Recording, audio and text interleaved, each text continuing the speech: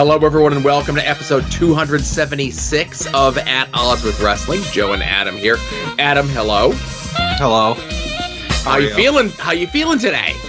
Dude, I'm gonna fall asleep on the I could probably make it through the regular show, but the Patreon. Thank God you are the one delivering the assignment, and I am not, because I start work on Monday.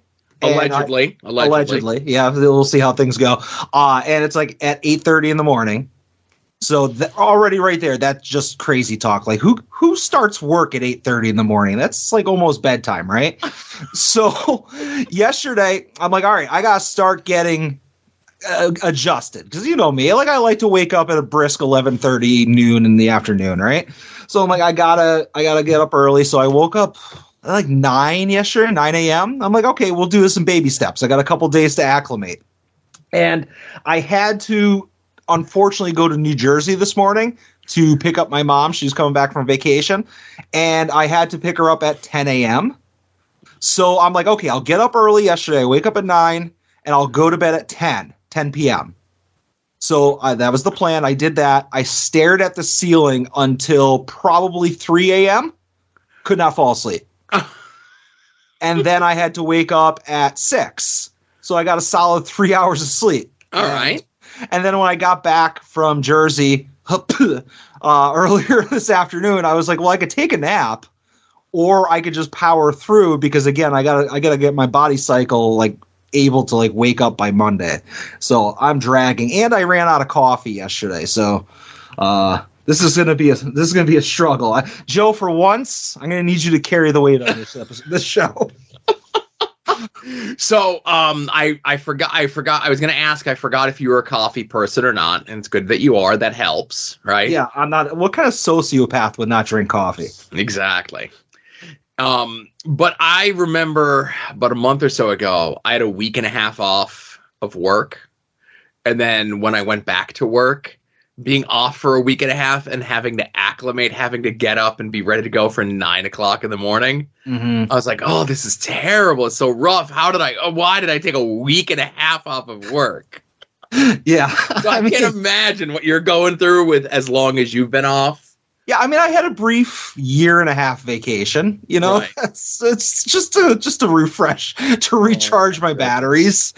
Oh, and the new work is like about a half hour or so from home. So if I start at 8:30 in the morning, it's like I got to probably leave the house by like 7:40, and you got to compensate for traffic. Yeah. Oh man, this is not good. It's not. You know what? Screw this. I'm up at the Patreon to $50 a person, and I'm just staying home. I might have to start asking for a little bit more than I think, if you're going to ask for 50. Anyway. Yeah. I'll move you up to 47%. Well, there you go. Thank you. Yeah. All right. So I don't want to delay you. Again, you need we got a long night ahead of us, and you need your sleepy time. So let's get right into the show, huh? Let's do it. And now, At Odds with Wrestling presents This Day in Wrestling History.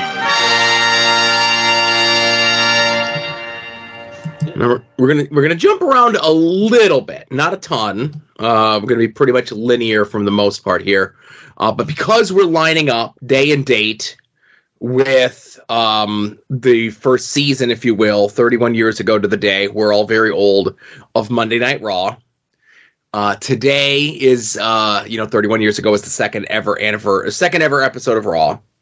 Okay, and they set up on the episode of Raw two angles, two storylines, to something, I guess, if you will. There's a bit with the Repo Man that sadly none of the skits are available online, of him stealing the Macho Man's hat and stealing Rob Bartlett's car. Okay. And the bigger bit is they set up a match for next week's show, which has a bit of interesting history to go along with it. I think oh, no. I don't think we're going to get a word at all. No. Big fight going on, Bartlett. It's still going on. Pat Patterson there. Perfect one square, no doubt about it. Hey, Sid, come on, but he's not going toward perfect. He doesn't. You don't talk to me. They're all gone. WWF isn't big enough for me and Mr. Perfect. So right here, live in front of God and the whole world, here next week, I want Perfect. All right, that's pretty clear. You can't get any clearer than that. Ric Flair will look at. One of us stays, one of us goes. Not out of the building, but out of the WWF. I can't believe you would risk your career, Mr. Flair. I can't believe you would do that, and I'm not too sure that Mr. Perfect is going to do that either. I can't. And you started. I can tell you right now, you're not man enough. You haven't got the guts, and you will never see the day in your life you beat Ric Flair. Take a Prozac. Yes, that's pretty clear. Ric Flair issuing a challenge to Mr. Perfect. Hopefully, before we go off the air, we will have a retort of some sort, perhaps an answer from Mr. Perfect. So, this was a live Monday Night Raw. Mm. They taped that match, which would be for the following week, that same night. So in between this episode of Raw airing and next week's episode of Raw airing was the Royal Rumble. Okay? Okay. So they're still not quite yet with the schedule, and this would actually happen almost all the way up until, oh boy, because again, they're not doing, so it happens at Royal Rumble, where the night after Royal Rumble Raw is taped. It happens at WrestleMania this year, where the night after Raw is taped. And I think King of the Ring is taped as well. But they had taped stuff to kind of set things up. So in like one of those weird things, like 31 years ago today, they taped the match of Perfect and Flair. It doesn't air until the following week. And this is Flair's, of course, farewell from WWF for this run. But then he still does house shows until the end of January, with them saying that he's fulfilling his contractual obligations. Yeah. I just remember as a guy who, even at a young age, I loved Bobby Heenan, Ric Flair, and Mr. Perfect as a trio. Yeah. You know, like, and I was like, guys, can we work this out? Like, we didn't do enough damage to this relationship. We could figure this out. Like, you don't have to fight before next week, because I didn't want either of them to lose and go away, you know? And this, you know, and obviously this is something that they had just recently blew up back in November, 31 years ago. And that was because Warrior got fired and they had to pivot and put the match in for that Survivor Series, and they turned Perfect babyface and broke up the crew. And now here it is 2 months later, and Flair's gone from WWF. Now, the story that's told here is that Flair still had like 8 months left on his contract, right? Mm-hmm. Provable is that part of his deal with WWF was that if he wasn't happy with the way that his, he wasn't being booked as a top guy, he wasn't happy with the way the booking was going, they would let him out of his contract. And he wasn't, and they did.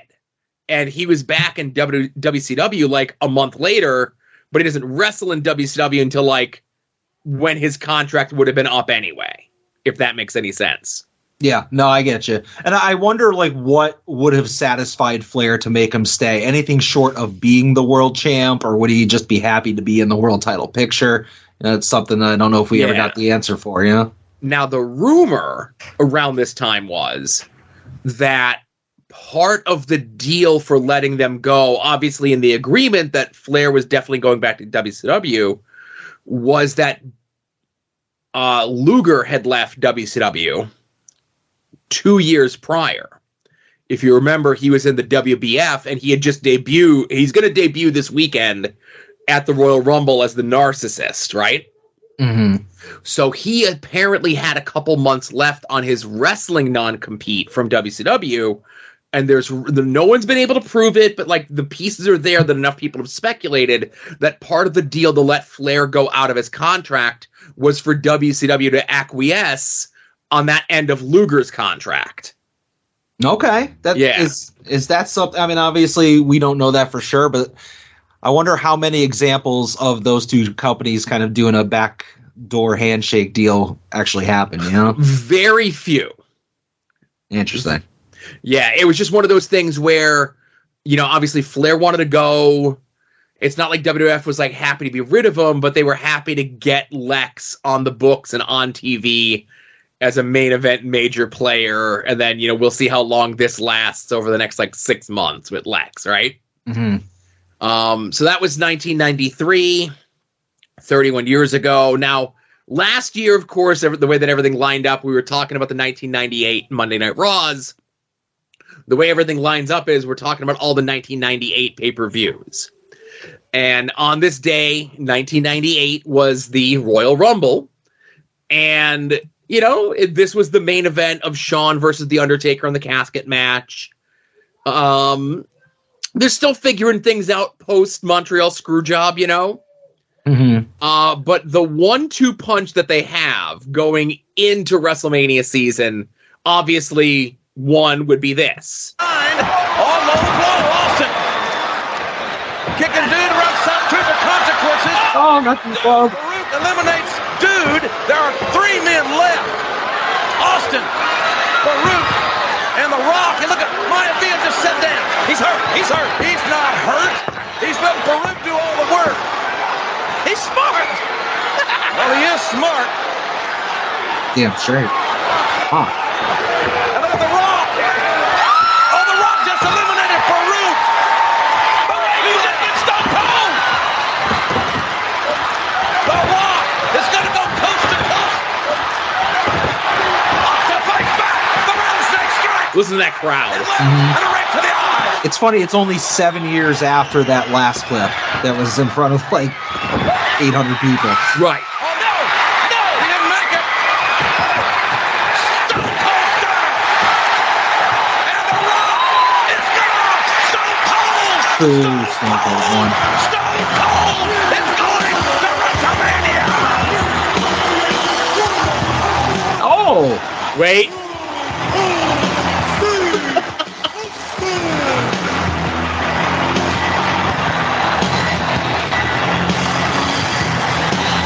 So there we go. Austin wins the Royal Rumble. Technically, the second year in a row that he wins. Mm-hmm. You know, all the hubbub and everything that happens with 1997. So Adam reacted to a celebrity that was in the crowd who was reacting to Stone Cold winning. And shout out to the good folks at OVP Podcast this week. You know, they were posting up clips today, and we'll get to the On This Day in Wrestling and WWE History guy, his clips. But Michael Cole is in the crowd getting a word with that celebrity fan. With Iron Mike. JR, I'm here with Iron Mike Tyson. What did you think of the Royal Rumble match? What do you think of Stone Cold? Intense, man. Cold Stone is my man. He won. You know, man, I won a fortune. I'm going to celebrate tonight. And no one believes that he can win. I'm just happy, man. What about the upcoming championship match between The Undertaker and Shawn Michaels? Your pick. That's going to be tough because I've been a great fan of The Undertaker for many years. Shawn Michaels, a young up-and-coming hungry tiger, and I'm looking forward to the match, man. All right, that's Iron Mike Tyson back to ringside. Cold Stone. Cold Yep. Stone. And also, nobody would have believed that Austin could win. You know, he won a fortune on that long shot underdog. So obviously, you know, we talked about it a year ago, but, you know, the next night on Raw is they get the big thing with them and everything else like that. But, like, yeah, here it is, man. Like, this is kind of like the catalyst that starts everything on that road to success and beating WCW and everything else like that, you know? Yeah, and Sean's just a young, hungry kid at this point. Yeah, just a young, hungry kid. He's 10-year vet at this point, you know? Mm-hmm. So that was, you know, 26 years ago. And now 25 years ago, we have our 1999 head-to-head Monday Nitro versus Monday Night Raw. And I'm trying to think, you know, I only got one WCW clip, so let's do that. Now, we're the night after WCW sold out. There was a match with Barry Windham and Curt Hennig versus Rick and David Flair. Okay. So they set up the next night on Nitro, which is what we're going to be looking at here, a singles match of Bischoff versus David Flair. Winner gets control of the company. Obviously, David is wrestling for his dad, and loser gets his head shaved. What a high stakes thing for the loser. Yes. You know? Yeah, just an effort to once again further embarrass and further humiliate David Flair and the entire Flair family. Watch this. David Flair with a right hand inside of the head. Cover him. 1, 2. Got him. He knocked him out. Sucker punches count. He hit him in the side of the head and knocked him smack dab out. And he's gotten changed. That's because he had something in his hand. A roll of dimes, I can't see it. A roll of coins in his hand. Keep Heenan out there, he'll grab it. All right, first of all, Larry Zbyszko, fuck you for saying that about Bobby Heenan. Yeah. Second of all, you did the same shit in AWA. I don't want to hear it. Acting like it's the first time you're seeing this. But how about that punch from David Flair? I want to see that again, please. All right. Here we go. David Flair with a right hand inside of the head. Cover him. 1. And it's Bischoff's clown cell of it. All right.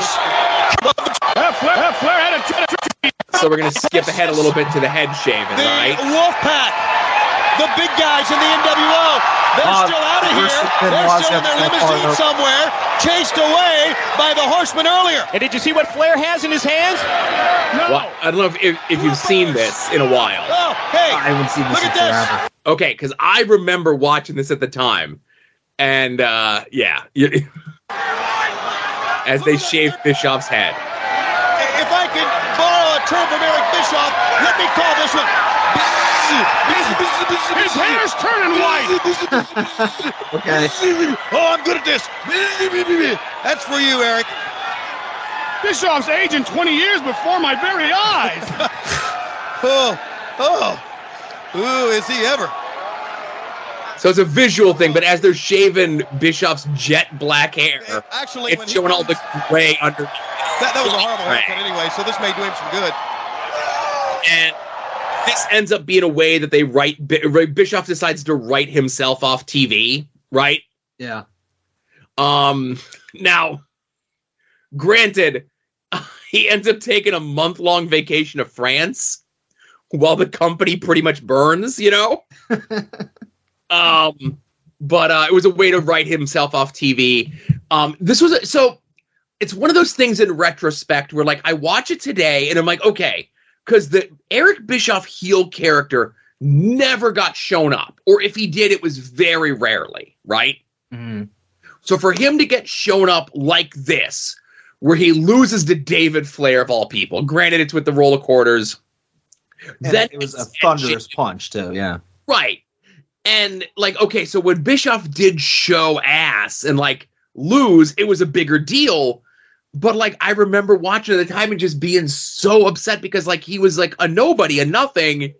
And, like, I guess you could say I got worked by it all because, like, if he was a guy, like, because, and then on the flip side, like, Vince would get over on Austin, but for, like, every time that Vince would get over on Austin, Austin would get over on him 3 times. Mm-hmm.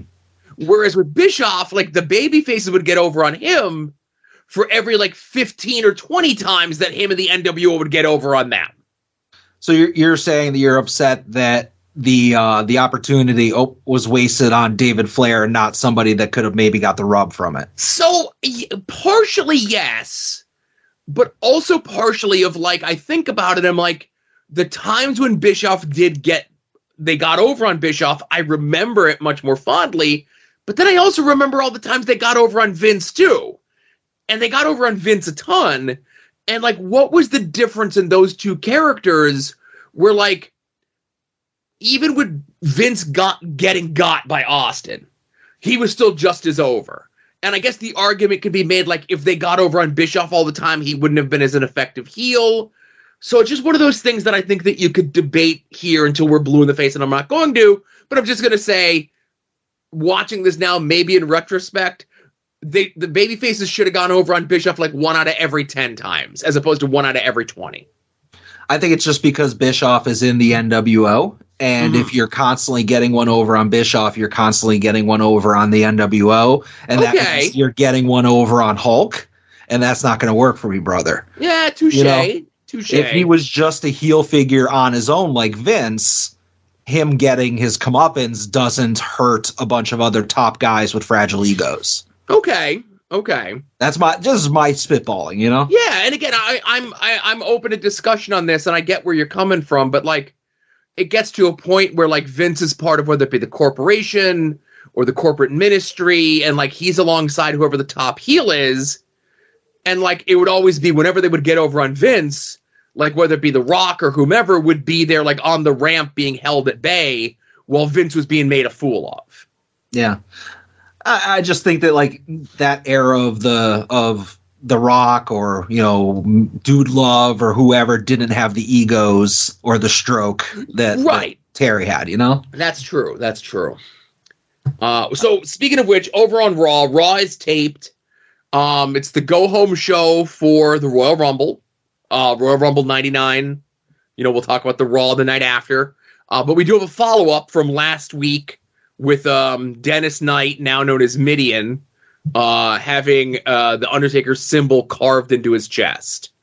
Okay. Hope he healed. You feel it? He did. J-Lo, can you feel it? I saw. Can you feel it? Another shot. 7 days. No, 6 days. 6 days plus 1. 7. Wait, what are you saying? Another sacrifice? 7 doors, 7 guys, 7 brothers. Oh my God, I can feel it. Can you feel him running through you, Jerry? I think Deanna Purrazzo put that same Stop it. I gotta go, all right? I gotta go. Just watch. Wait, your chest. Look at his chest. So they're trying to point out his chest. He was wearing like an open robe thing, and his chest was not harmed from the week before. The magical healing powers of the ministry. That ritual. Dennis Knight, who is now known as Midian. He went through it last week. Rather unusual, to say the least. He's a changed person. All right, look at this. We got Druids coming out. Here come the Acolytes. What are we going to see here, Michael? The Acolytes, the Druids, Midian. Who was that? That's Paul Bearer now. And King, there is a rumor that The Undertaker, a drastically changed man, is going to be at the Royal Rumble. I wonder if Undertaker's going to levitate this week. Royal Rumble, but he's here right now. He levitated Midian last. The Undertaker unveiled his Ministry of Darkness.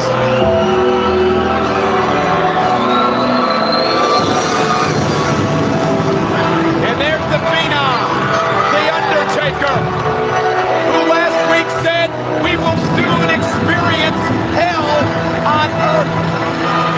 This is a different Undertaker, Michael. I mean, this is evil right there, evil personified. Look at him. A ritual last week. I have to. You mentioned it last week. He does look cool as shit here, man. Yeah, the throne, the flames, like, oh, this is the height of powers, Undertaker. Yeah. Ceremony. Poor wretched souls. Your world is polluted with rotting souls. 7 nights passed. You witnessed one of these souls become one with the power of the darkness. Is he actually saying this, or did he get better? It's taped, so it's edited. Oh, okay. A forgotten face in a vast ocean of individuals abused by the corrupt politics of your world. Oh, politics, Now, of course, Mark. He sees what you cannot. He feels what you cannot. 7 nights ago, Dennis Knight ceased to exist, and Midian was giving everlasting life. All right. So, obviously at the time I knew Midian was not in line for a big push because he was still Phineas Godwin or whatever. But like watching these back, it's like, oh man, like it sounds like they really had big plans for Midian, right? Yeah. I mean, say what you want about your boy Russo, but he gave everybody something to do. Oh boy, he certainly did. Now, obviously, this is a big storyline going on, but the big storyline going into the Royal Rumble, of course, is the Royal Rumble match itself. Winner of the match goes on to WrestleMania to take on whoever the champion is. Currently, Mankind. Mankind is taking on The Rock in an I Quit match of the Royal Rumble. I'm sure nothing bad will happen during that match. But in the Royal Rumble match itself, Austin is number 1. Vince is number 2. Whoever eliminates Austin from the Rumble gets $100,000. And we do get the final Vince training montage. This Sunday is the final test. It's the final test. Let's go. Let me tell you something, Austin. This all started when I was the last line of defense, number 30. You were number 30. We have a whole new strategy right now. When all else failed, I was going to sacrifice myself. I was going to be the last person there to make sure you didn't win the Royal Rumble. Number 30's not going to work, obviously, because now Mr. Michaels is making number 2. That crooked commissioner, Shawn Michaels, who makes me number 2. Number 2. Number 2. That's all right. You got to strike fast. You got to strike first. You have to beat him there. Thanks to my son, Shane. I'm ready for it. Look up there. Look, who's that? That's Stone Cold Steve Austin. You know something, Austin? I'm ready for you, too. Because as badly as you think you want me in the ring, I want you just as badly. That's Austin. Look at him. That's Austin right there. Let me tell you something. So just real quick here. This is the original Performance Center. This is like the warehouse in Stanford. Yes. In the industrial park. Yes. It's the original Performance Center. That ring with you, I'm gonna get me some. Oh yeah, a whole lot. Here we go. Nice clotheslines. This Sunday. It's like David Flair. Oh, come on. That's Austin. The hell do you think? That's what Austin's gonna do. You're beautiful. All it is. Oh, poor Dr. Tom. My God, that's it. Yeah, that's it. Jaw jack him. That's it. Beautiful. It's gonna get physical. Oh, that's it. It's gonna get nasty, Austin. Oh boy, what we got? Oh, forget about it! Oh my God! That's it! Yeah! See you later! His middle finger abilities is terrible. How do you like that, America? You gotta remember, if you don't get Austin out right away, there's gonna be someone coming right behind him. Sick him! Beautiful! Yes! Watch the close line! Oh! Look at that! Opportunity! That's it! Power! Beautiful! Yeah! Show who's boss! Which one of the ice creams was that? Oh, how dare you! I'm trying to get a good look at who the 2 masked guys are, but they're very well covered up. See you later! Bye-bye! Oh, and another one! Damn, you're getting strong! If in some strange way I am eliminated from the Royal Rumble, then I got 100,000 reasons, Austin, why you're not going to make it. Why you're not going to win the Royal Rumble. Just remember this, Austin. This Sunday, there is no chance in hell of you winning the Royal Rumble. Austin's going down. Actually, over. Get your cameras ready. He was number 2 in the Royal Rumble, number 1 in your heart. Vinnie Mac, the man who eliminated Stone Cold Steve Austin. Right. Oh, why are all my favorite memories associated with terrible people? Well, we're going to get to one more. But so this era of WWF was dog shit for in-ring quality, but A+ for memorable moments. And that's why they won. Every match was a walk-in brawl. Oh, you know? Every match was like a 2 to 4 minute walk-in brawl, right? Yeah. Now, also on this episode of Raw, something that had been percolating under, we had talked about it a couple weeks ago, when Chyna introduced Mark Henry to her friend Sammy, right? Mm-hmm. Yeah. Now, this episode of Raw, we get the payoff to this.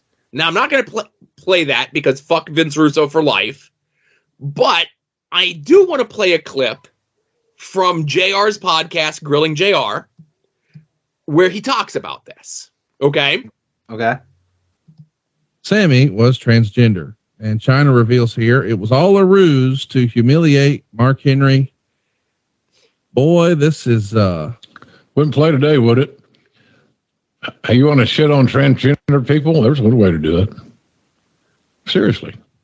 I don't know how to make heads or tails of this. Well, it wasn't good, Conrad. If you can't figure out if an angle's good or not, you just answered your own question. Yeah, it ain't. It ain't. Yeah. It isn't. It isn't. But you're right. It's not. So that angle is so politically incorrect. You know, going along with the interracial thing, hey, good for us. Showing an interracial relationship, we're way past all these old preconceived notions, and that everything's good. They love each other and they're having fun. They're enjoying life. Hooray! Hooray! And then you have to add the transsexual element to it, and you know that's a sad thing, because even a sad topic, because that grouping of people are one of the highest groups to get assaulted and attacked and prejudiced against and so forth. Now you read about it all the time, and it's just sad. We're more aware of the indiscretions for society, no matter what phase of society you may occupy. But we didn't do that transgender community any favors with that particular angle, which would not even be considered today. So I wanted to play that only because I listen to podcasts with people in wrestling, and JR, and a lot of the people in wrestling podcasts today, the big time wrestling podcasts, are from that same era of JR. A lot of them are old Southern white men. And it was refreshing to hear JR speak so frankly and like earnestly in regards to like what that angle meant then, that it was bad business then, and, you know, to kind of speak up for, you know, trans rights stuff. Yeah. I don't think a lot of the other folks, whether you listen to them or not, and you know who I'm talking about, would be so frank in that sort of discussion, is all I'm saying. So I wanted to play that clip. You know, JR gets a lot of shit these days for, you know, maybe he doesn't have the same fastball he did on commentary 25 years ago, 30 years ago, 35 years ago. But who does when you've been doing it for that long, right? Yeah. But you know what? I will say, JR, because of that clip, you know what, JR, you go ahead and you be a reply guy for a couple more weeks, free of charge. No judgment. Listen, JR being a reply guy was a positive in his I mean, in my eyes, yeah. Right.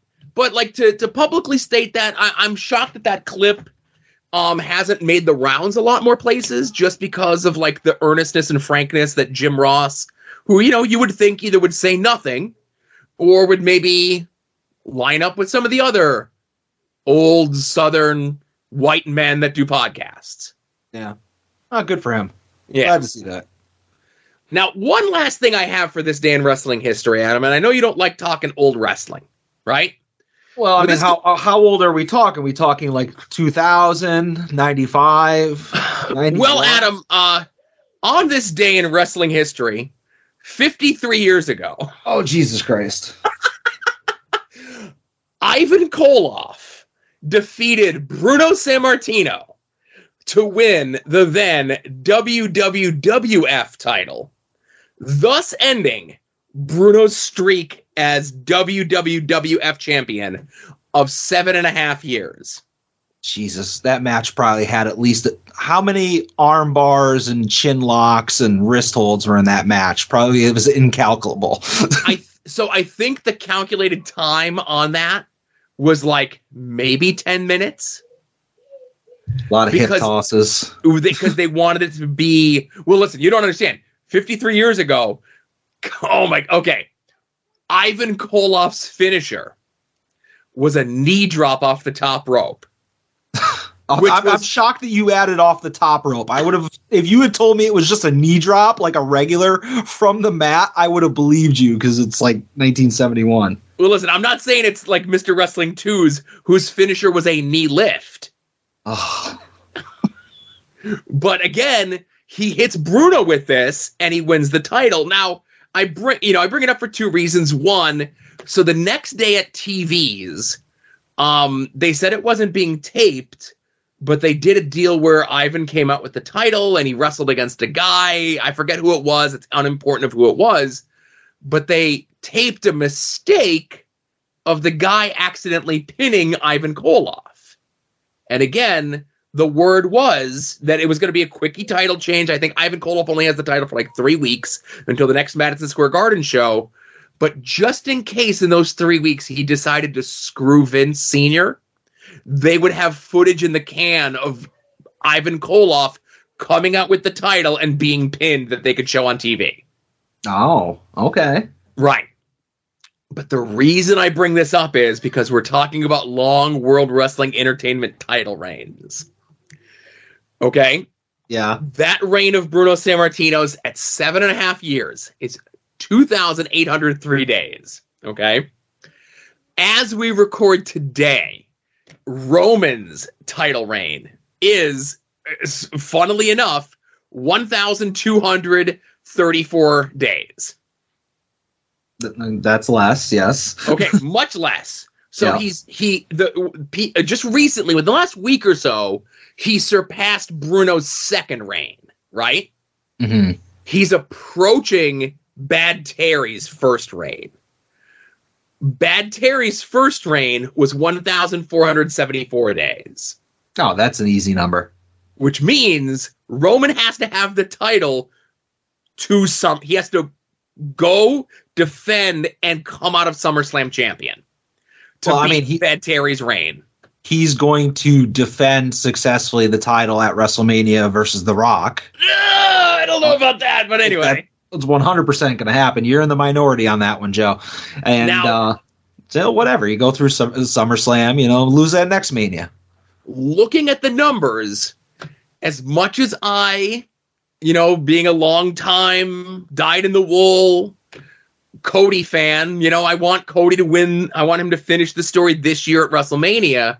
And Joe, if I can interrupt you, I just want to give you credit as being like the lone person who has been defending Cody this entire time. Like the entire soon-to-be-named network, I know we take our shots and like literally every one of us, all the shows, We Need Wrestling, Final Wrestling Place, whatever. Like we're always on the Cody, on attack with Cody, but you've been the one that's like you have this infection. Like it's almost like you have the nightmare narcotic in your blood. And I just want to give you credit for being the one person to have Cody's back this entire time. The one person publicly to have Cody's back. That's true. Yeah, to have the balls to do it, to speak it into a microphone, to say it on Twitter. Kudos to you, Joe, for having that bravery and that loyalty. Loyalty is really the word. Again, I don't want to get into what we watched from this past week, but I like Cody so much. I wasn't even going to talk about how bad that opening segment on Raw was this past week. But when you look at the numbers and you see how close Roman is to beating Hogan's reign, and then WWE recently has fudged the numbers on Bob Backlund's reign, because technically Bob Backlund's reign is like he had it for 5 years or whatever it is, but I think it ends up being like 2,135 days, right? Okay. That's according to actual historians.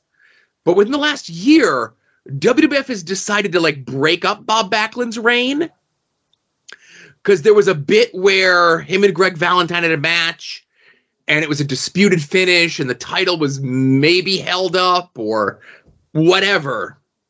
And they're counting that as a break in Backlund's reign. And I definitely think it was a year ago that they decided, we're going to look going forward. There's no way we can keep the belt on Roman for 7.5 years. Mm-hmm. We could get him past Hogan's reign, but we still got that Backlund one. How could we fix that? How could we fudge the numbers? How could we cook the books so that we could say that Roman is the second longest reigning champion of all time? And that's by lying about Backlund's reign, which they had lied about previously, but now they're lying about the lie, I guess. I feel like, especially back then, when wrestling didn't really exist, they should have done this at least every 2 years, where they kind of bake in a way to fudge the numbers. So holding the title in abeyance for a day, or filming a fan cam type of perspective of a match in Rio de Janeiro, something where they can then say, if they want to take away the credibility of a long reign and be like, well, we have this, and technically it's 2 reigns like they did with Backlund, and just delegitimize all of those older reigns. Right. Well, and that's the other thing is, WWF's history is just a little bit more known because they won. But when you look at NWA title histories, and that's why in the time period that we talk about, for this day in wrestling history, like the late 90s into the early 2000s, where the numbers of Ric Flair's title wins fluctuates from like 14 to 16 to whatever, because sometimes they count that time that he went over to Japan and lost the belt at the beginning of a tour and then won it back at the end of the tour. Sometimes they count the time that he went to Puerto Rico and lost it to Carlos Colon, and then on a reverse decision, he won it back. Or sometimes they count when Harley Race would sell a title reign to Otto Wanz in Germany, and then at the end of the tour, he would win it back, right? Yeah. In the early to mid 70s, there wasn't the way information spread like it does even in the 80s, let alone today. So stuff like that wasn't known until like 10 to 15 years later. So it's like, oh, we got to readjust these reigns and then say this one doesn't count, but that one does. And now how do we get to these numbers? And that's what WWF decided to do within the last year or so with the Backlund reign. If you look it up anywhere else other than WWE.com, they say that Backlund's reign was that 2,130 some odd days, but WWF.com doesn't. Yeah, I saw the thing with the Flair. Like, one of the issues is he had the big gold belt when it was just like not the WCW World title. It was like the international title. Right. First, it was just for possession of the actual belt, and then it was redubbed the international title. Then it was redubbed the NWA title. Then it was back to the international title. They all count those as the same belt, but he was like winning it back and forth with Rick Rude, Yeah, and because that kind of has its lineage to like the NWA, the Smashing Billy Pumpkins title, that WWE doesn't own it, so they don't want to acknowledge it, but they'll show pictures or matches where he has the big gold belt because they own that. And they also want to eat their cake and have their cake and eat it too. God, I'm tired. Because they'll show if they want to put over. Who'd you say, like Carlos Colon won it from Flair, Puerto Rico? Like, if they want to put over Carlos Colon for a Hall of Fame induction or something like that, they'll mention him beating Flair and winning the world title, but then they still won't count the extra number for Flair. Exactly. Who knew WWE would do such a thing? Exactly. Now, again, that's all I got for this day in wrestling history. Now, normally, I know, I would go first, but because you're tired, I'll let you get it out of the way. I appreciate it. So this one's a quick one, but Samoa Joe tried to do a murder on national television. Yeah. This was awesome. I don't want to say I wasn't looking forward to it because I love Samoa Joe. I like Hook. I'm like, all right, this is going to be cool. And then I saw they went on maybe 10 minutes left. I'm like, okay, this is very WCW-y, to have a world title match with not a lot of time. And Joe just beat the shit out of him after an initial burst from Hook. But that Uranagi on the table, the announce table, that Hook basically took on like the top of his spine, the bottom of his skull. I thought he was dead there. Then he gets the powerbomb on the apron, kicks out at 1 from a muscle buster, and it's just like, is that all you got? Is that all you got? I thought that was all awesome. I could have done, and a lot of people have said this, I could have done without Hangman coming out. Like, you could have had this be just a moment to make Hook look like a guy you cannot put down and have the show go with Samoa Joe being like, all right, I've beaten you down enough times and you're still getting up. I'm going to walk away after like the third time. But I loved all of it. I'm just being nitpicky. Give me more Samoa Joe taking people to their absolute limit for however long this title reign is. This is in my list of things to talk about as well. This match was awesome.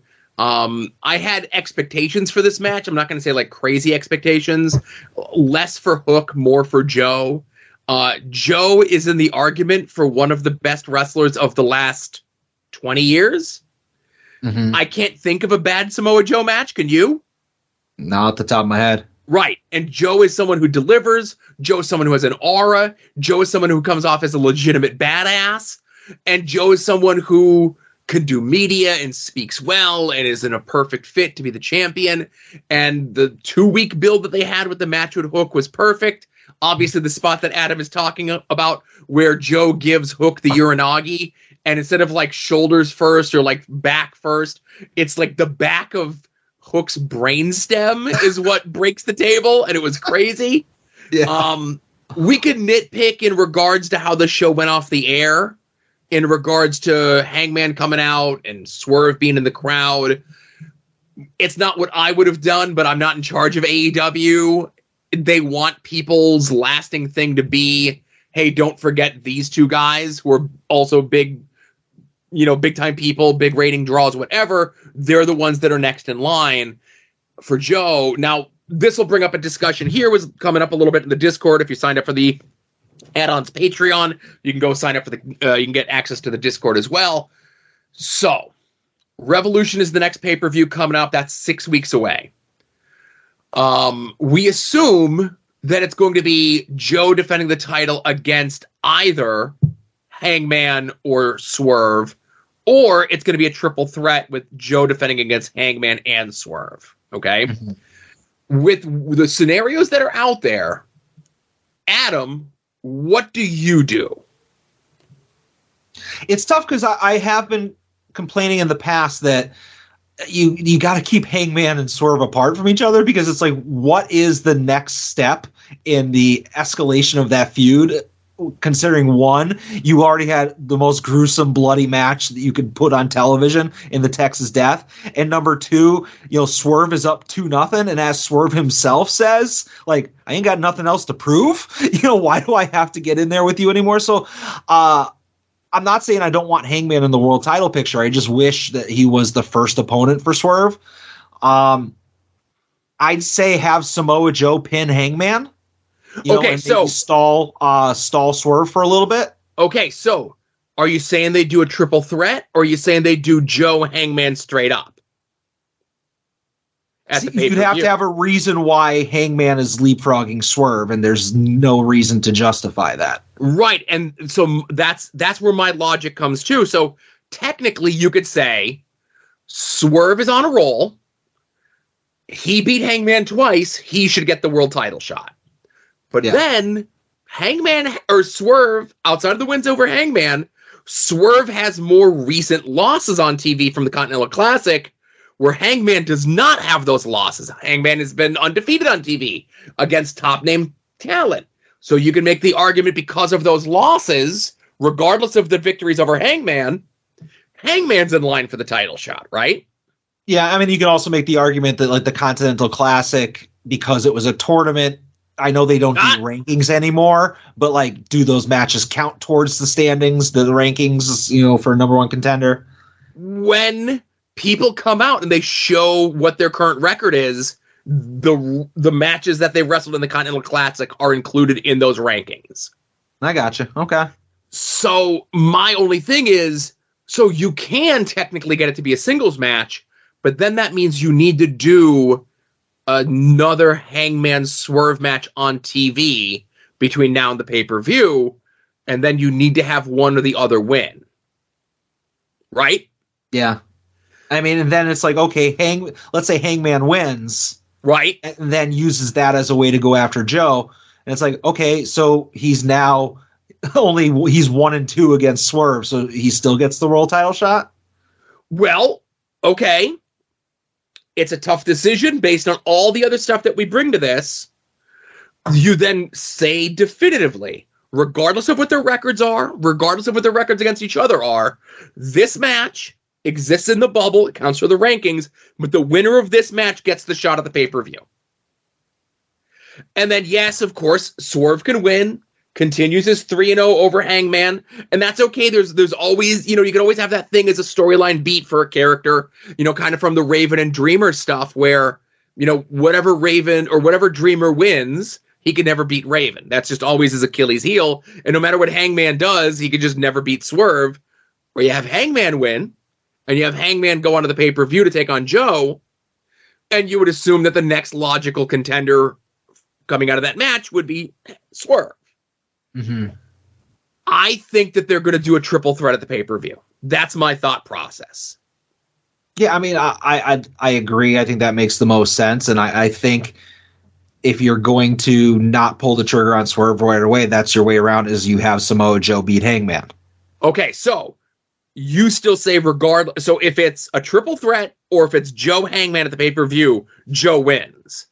Yes. But if it somehow ends up being Swerve Joe heads up, Swerve wins. Yes, but Okay. I'm not locked in. I'm writing that in pencil just because I can see it either way. And I would not be disappointed if Joe pulls one out because, like you said, he's one of the best wrestlers of the last 20 years. Mm-hmm. And like everybody talks about, we got to get it to the point where X loses the belt to Will Ospreay at Wembley. It's like, where do we have to make the transition to Swerve or whatever? When does Samoa Joe have to leave to go start filming Twisted Metal, which I did first. I did just start watching the other day, so a couple episodes in. So I don't know the timelines for that stuff. If you can give me a couple months of Joe and where he might beat Swerve, in a very close, hard-fought match, and then eventually have him drop it to Swerve down the road, but it doesn't cost where Joe only has like a 1 month or 6 week reign, I'd be fine with that. It's okay if Swerve loses to world champion, to the baddest motherfucker on the planet, I'm with you. I still think they're going to do a triple threat. The only thing I know for sure is Hangman ain't winning, right? Yeah. I mean, and no offense against Hangman, he's awesome. He looks great with that stash, But also, okay, it's not his time right now. Now, we're gonna come to Jesus meeting on all this sort of stuff, right? Joe is penciled in, Swerve is penciled in to walk out of the pay-per-view as the champion, right? I want you to come. You better come to me with great creative as to why Joe loses and as to why Swerve loses, so that I have a plan, so I can go, okay, I've decided that Swerve is going to go, he's going to win the title, but here's my next 6 months for Joe. Okay, Joe's going to win the title, but here's my next 6 months for Swerve, right? And it better be gold if Joe's going to lose or if Swerve's going to lose. I need to have great stuff for them for the next 6 months coming out of this. Now, I was just going to say, if Joe has to leave for 2 months. Right. And we don't know what that schedule looks like. We don't know what the filming schedule looks like for the TV show. We don't know what else Joe has, right? Yeah. And if he has to disappear for 2 months and then just shows up 2 months from now and just chokes out whoever the champ is out of nowhere, that's great creative right there. Perfect. Now, all of these plans get thrown out the window if in the next 6 months Hangman's mustache is twice as thick and he's gotten rid of the beard. Or if he just dyes the beard a different color. Nope, he has to get rid of the beard. We need a double thick, almost Sam Elliott-like Magnum TA mustache. He shows up at TV looking like that, he's the champ. No questions asked. That's my creative look at that man. All right, I thought you were going with the Bad Terry thing there for a second. No, not Bad Terry, good Terry. Broski's pen pal Terry. Yeah, Magnum Ta. Yes. So, just real quick, we doubled up on that. Real quick, I just want to say from Dynamite, the opener with Christian and Dustin Rhodes, really good match. If you are a fan of professional wrestling or you are yourself a professional wrestler listening to this show, I want you to watch that match. And I don't want you to pay attention to the moves. I don't want you to pay attention to the crowd work. I don't want you to pay attention to any of that. What I want you to focus on is the timing on the kickouts. Every single kickout in that match was like a 2.99999 until the finish. Those are two pros. Dustin with 30 plus years of wrestling under his belt. Christian with 25 plus years of wrestling experience under his belt. Again, not just unbelievable on the kickouts, not staring at the referee, waiting for the cue. Timing. It's something that comes with age, but there's something that you as a young professional wrestler or a wrestling fan can watch and appreciate. The skill that takes just as importantly as doing like a 450 to the outside through a table. Mm-hmm. I'm also happy. I don't know if it was on Rampage or where it happened, but it happened since we recorded last week. But we got the face-to-face between the two of them, and Christian got to bring up Dustin's dad being dead. You know, I think it was on Collision. Collision, gotcha. My only other thing I'm going to ask you, I'm going to have you power rank these four people, Joe. All right. And from you are most excited for their new role to least excited. And that is Jungle Boy, now with beard in New Japan, or Top Dollar, or Nick Nemeth, Most Wanted Nick Nemeth, or whatever his name is, or I'm hoping this is your number one, Ash by Elegance, Joe. Right. I want to hear your power rankings and why. I was going to do a bit. I'm going to still do it. Where I was going to be like, oh, TNA had the big pay-per-view, the rebranding. I don't even know what the name of the pay-per-view was, but it was on the tip of everyone's tongue, even though I don't think a lot of people watch it. They were just following along on social media. But they get the big debut this past weekend, hot off their epic WWE run, known for the tan, the blonde hair, everything that everyone knows when they close their eyes and think of this person. Of course, that's the TNA debut of Dana Brooks, whatever the hell her name is. Ash by Elegance. Put some respect on it. She's Dana Brooks forever, right? All right, so power ranking, we're going to go worst to first. Okay. Bottom is Dollar King. Fuck that guy. He sucks. I know he's a nice guy. How do you start a pay-per-view with him? Like, this is going to hype people up. This is going to get people that were maybe on the fence. You know, they're like, I don't know if I'm going to pull the trigger on it. I'm kind of interested in what they're doing in TNA. Maybe I'll give him a chance, but let's see what the first thing is, and maybe then I'll spend some money. And then it's like, here you go, top dollar. I think the collective we listening to this podcast, part of the soon-to-be-named network, are in the minority when it comes to their fandom of Top Dollar. I will give Top Dollar credit. He's a PR machine. He does a lot of good charity work in his community and around the United States, based on his name, both past WWE work and music work and being in football. I never want to see him wrestle a match ever again. And if he's just going to be in TNA as a character, that's great. But still, he's a bit of a jerk off online. So he's bottom of the pile, right? Okay. Next up is Mr. I have no personality, so my personality is I'm going to grow a beard in Jack Perry. Okay. He's scapegoat Jack Perry. Come on. He's the scapegoat? Who let the goat out? Who? Yeah. Didn't care about him before. Didn't care about when he was interacting with Voldemort, excuse me. And I don't care about him now. All right. Final two. I'm going to say number 2 with an asterisk is the Zigzag Man himself. Only because I want fuck the singles match with Broski. I want the singles match with Ziggler and Brian Myers. Okay. I get that. I can maybe be convinced to put him below Top Dollar, right? Unfortunately, you probably will get that match on Ziggler's road to Moose. He'll run through Myers just to get to fucking the world champion Moose, which, I hate saying that, but yeah, so you'll probably get that match. But number 1, just because of its connotation and importance here on the soon-to-be-named network, and that would be Dana Brooks. Dana Brooks is someone who, I don't want to name anyone. If you look at the show image, I'm just saying who's standing next to her. He runs his mouth publicly, but when push comes to shove, standing right next to her for a debut. Big supporter. Exactly. She is someone who has tried very hard.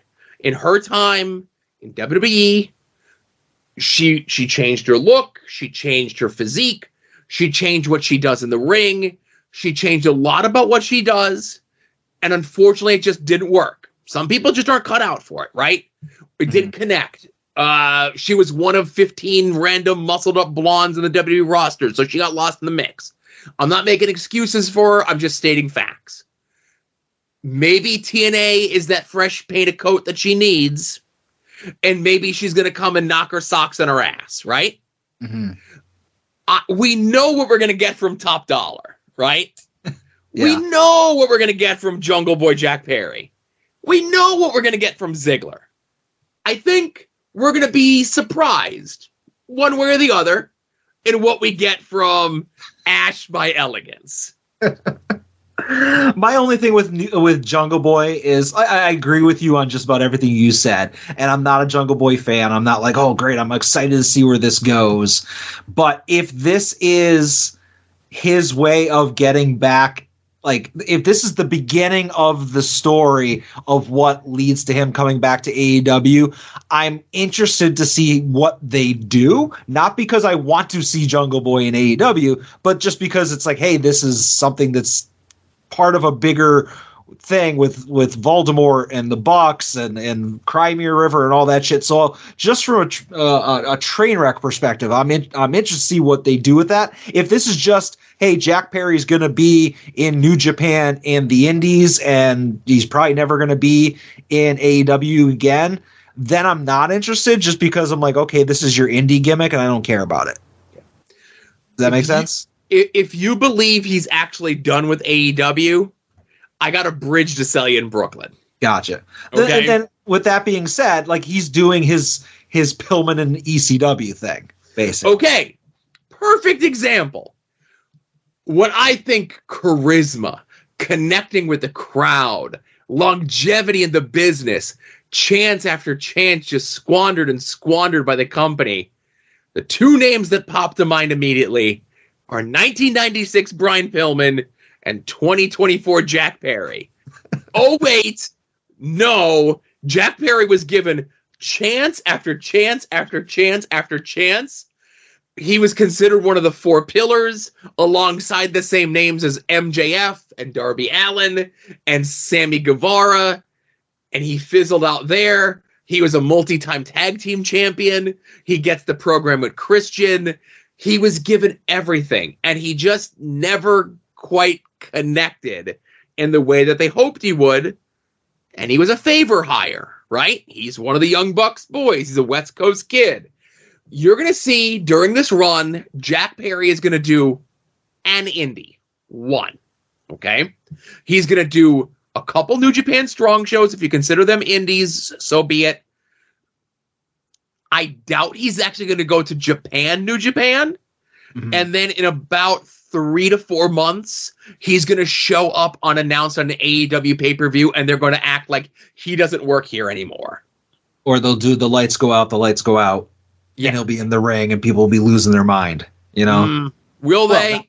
Well, the AEW crowd, the people who stand for an entire show in the front row, they'd lose their mind. Okay.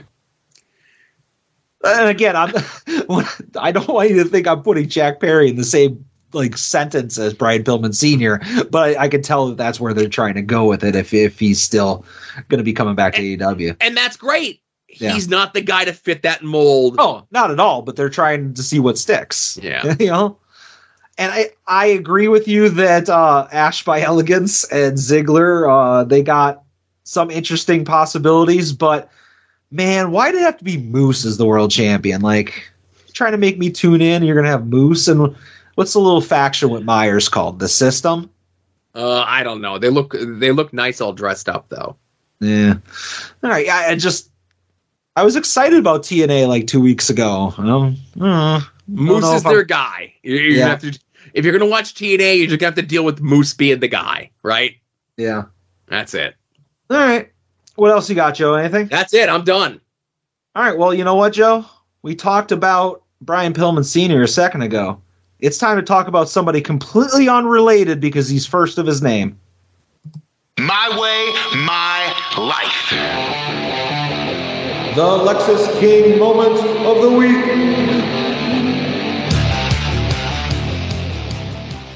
This week on NXT, Lexis King attacked Trey Bearhill after Trey's match. But that doesn't matter because earlier in the week, Lexis King explained the origin stories of his infamous facial hair. And now, thanks to a generous donation from the Goldstein Foundation of the Arts, I present to you a dramatic reading of the transcripts of that interview.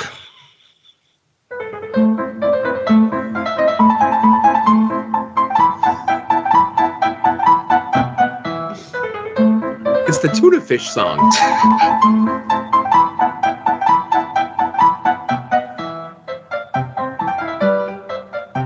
Is there supposed to be something else playing with this? Okay. Everybody joked. They were like, Trick and Mello must have hooked him up with the barber.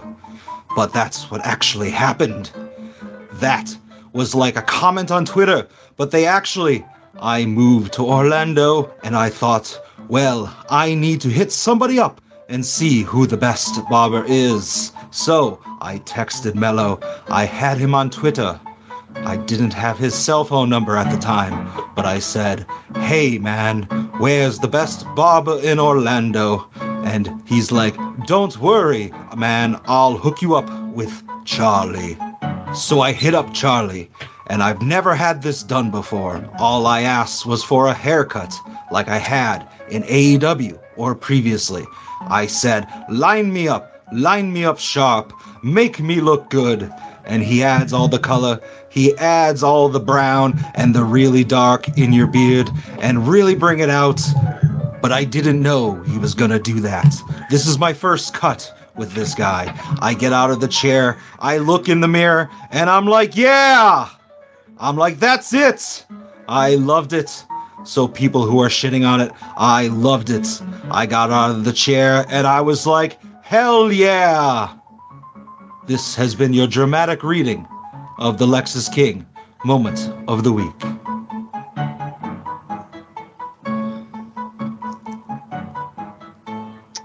A special thank you to Arthur MacArthur, apparently, for doing that dramatic reading.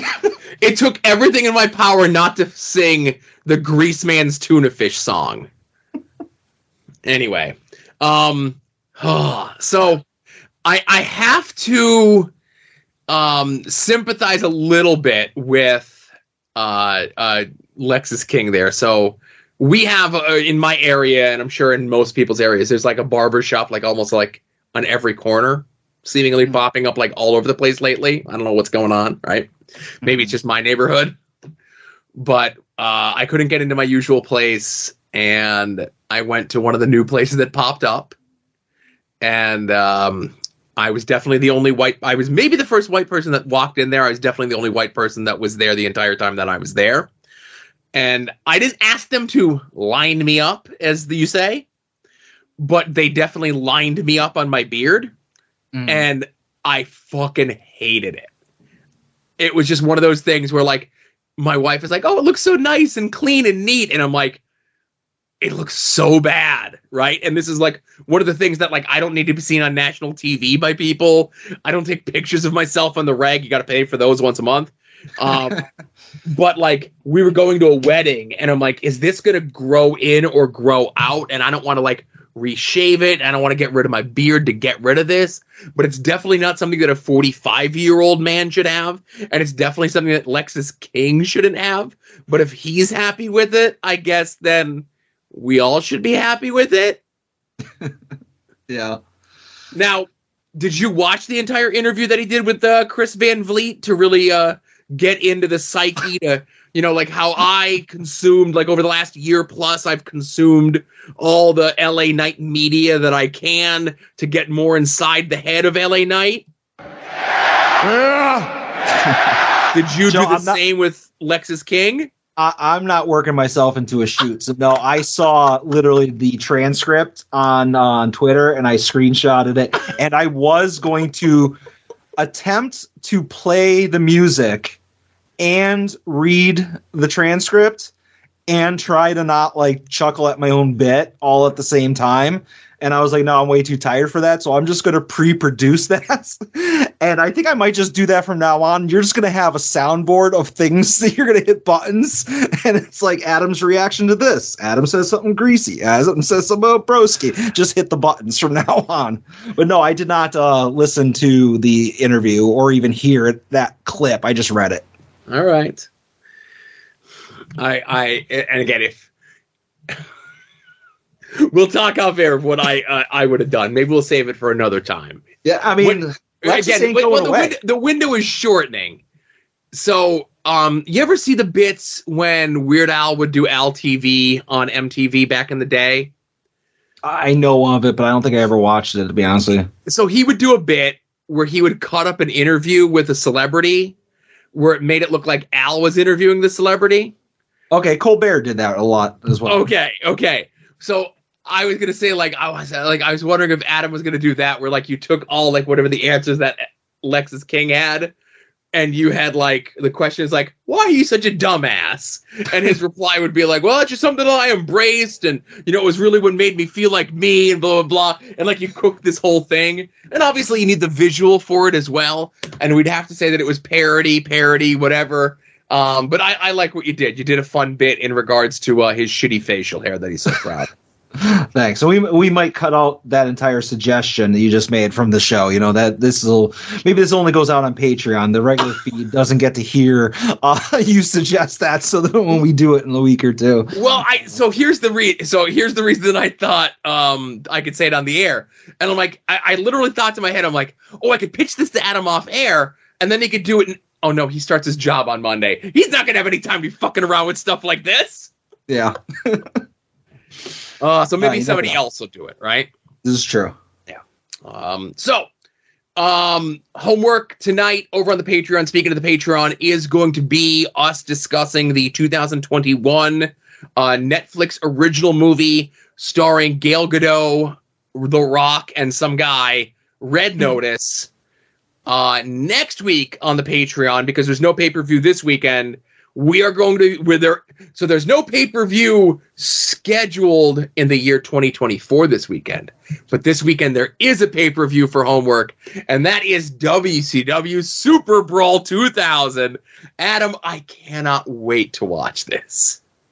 You know what? I agree, but I'm not sure whether it's because I'm excited for the matches or excited to some kind of closure for what we've been slogging through. But I agree. I'm tentatively looking forward to watching it. Adam, I will promise to you before we watch this pay-per-view, there is absolutely no closure to anything. Yeah. Well, Big Al gets closure. Well.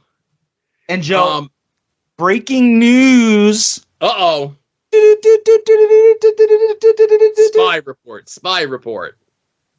According to New Japan Pro Wrestling, Okada will be leaving New Japan at the conclusion of his contract, January 31st, 2024. What? Yep. As the person who is most plugged in to the Japanese wrestling scene, and as half of the podcast that we'll be releasing first amongst the people who might cover this, I'm breaking that news. It just came across. Holy shit. Unbelievable. Yeah. But okay, sorry to sidetrack. Yeah, so I'll throw this out here. So as you mentioned that, here is the official statement from Okada. I have nothing but gratitude for having been part of New Japan since 2007, and for New Japan bringing me from a 19-year-old kid off the plane in Mexico to the Rainmaker I am today.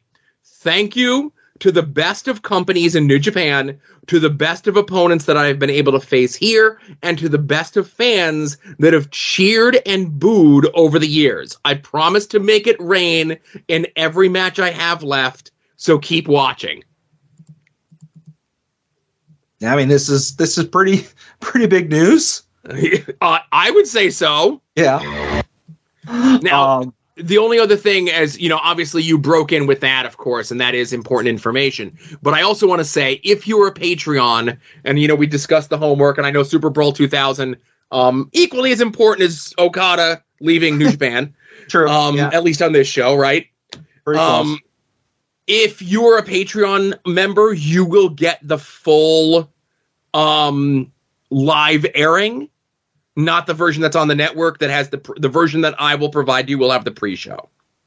Oh, I didn't even know they had pre-shows back then on WCW. Yes. And then okay. So you had mentioned his contract runs out on January 31st. And it's so funny. We talk about this with the Flair thing leaving WWF in 1993. The New Japan statement says, we apologize about the abrupt nature, but join them in wishing Okada the very best in his future. At the New Beginning series, beginning this weekend, Okada will still appear on the February 11th, 23rd, and 24th dates. Changes may be made. We will let you know ahead of time. So even though his contract is up on the 31st, he still has 3 more dates in February that part of his contractual obligations that he must fulfill. from maybe like missed shows or whatever. Yeah. Whatever. Right. Yeah.